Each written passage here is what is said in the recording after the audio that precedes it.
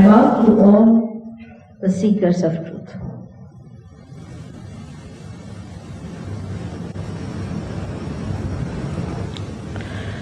Just now, Albert has very clearly described to you the mechanism that is within us, which works out our self-realization. There is a mechanism, no doubt.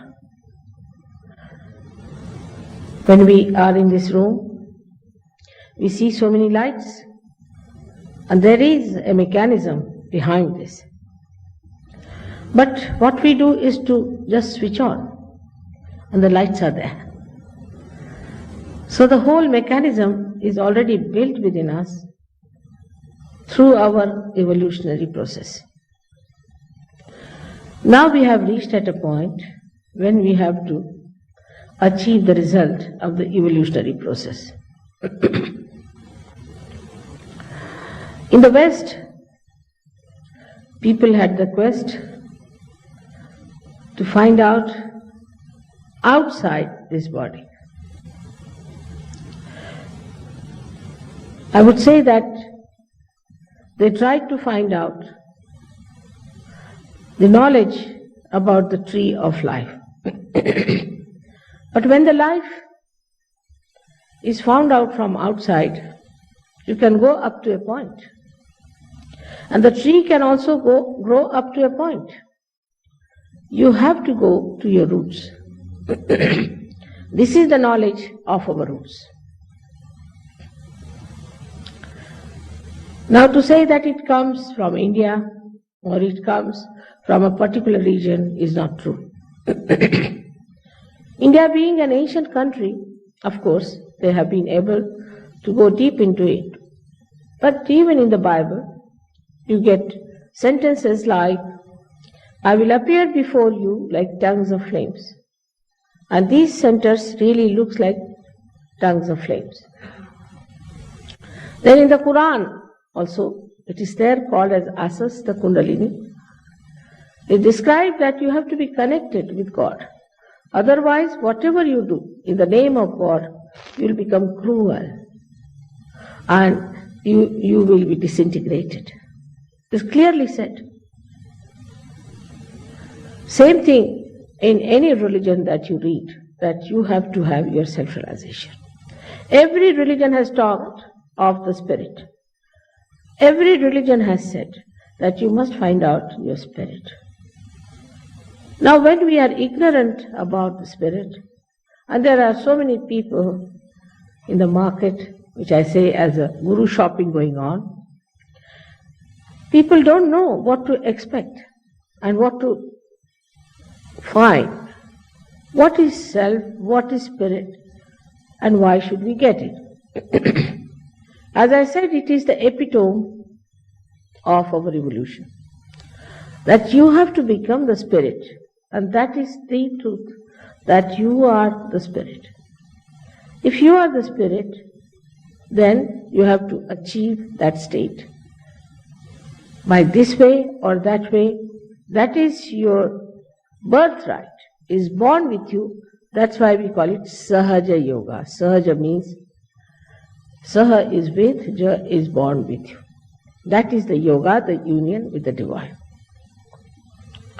The divine is the all-pervading power of God's love, which is the subtle of subtler, all-pervading.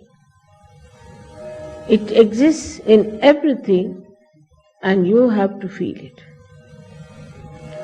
That's what we call as the cool breeze of the Holy Ghost. Cool breeze of the Holy Ghost. In the Bible, there's no description of Holy Ghost. This Kundalini is the reflection of that Holy Ghost. Holy Ghost is the desire of God. That's the power of God reflected within us as Holy Ghost, as Kundalini, in 3.5 coils, is our pure desire. All other desires that we have are impure. Because we have been desiring for this and that, economic laws are such that in general wants are not satiable. Why? Because those wants are not pure. So, this is the power of Kundalini which resides in the triangular bone within yourself. Now, when I am telling all this to you, you should not have a blind faith about it, but it's an hypothesis. If you are a scientific person, or if you have a very logical mind, then you must understand that you should not close your mind. You should be with an open mind and see for yourself. If this proves, then it's all right. But you should not be a person who is cynical, who is already challenging me, because what I am doing is to give you what you have, is to tell you what you have, which is your property. It's your own. I have nothing to do with it as such, but I can't also help it without telling you. This Kundalini has to rise from its seat, which he has shown just now, which is residing in the triangular bone, called as sacrum. Sacrum itself means sacred. That means the Greeks knew about this word, knew about Kundalini, that's why they called it sacred. Now when this Kundalini rises through these various centers, she passes through 6 centers. The 7th center is below her. And this 7th center looks after the glory or the chastity, or we can say it protects the mother Kundalini within us. Now the first center is the most important center. And the first center is the center of our innocence. When we try to play with our innocence, this center gets spoiled, which has to protect the Kundalini. And when this center is spoiled, we can get into lots of problems. Nowadays, you can hear a big cry about this killer's disease, AIDS. We have to fight it. It's a wrong thing that we have done. One thing we must accept. And then we have to fight it. It's not difficult to fight this disease if you accept that you have lost your innocence. The trouble is, when people started getting the knowledge of the tree, they really went amok. They didn't know what to do with themselves.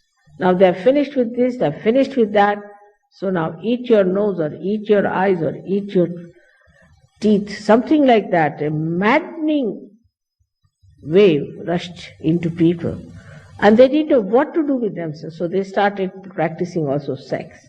I would also blame Freud for that. In India, Freud won't be accepted at all. It's nonsense. Nobody can accept a theory where they say that you have all the time feelings of carnal love for your mother. Of course, this is ridiculous for us. But anything new has to be accepted. That's the modern idea. Anything new that comes to you, we must accept.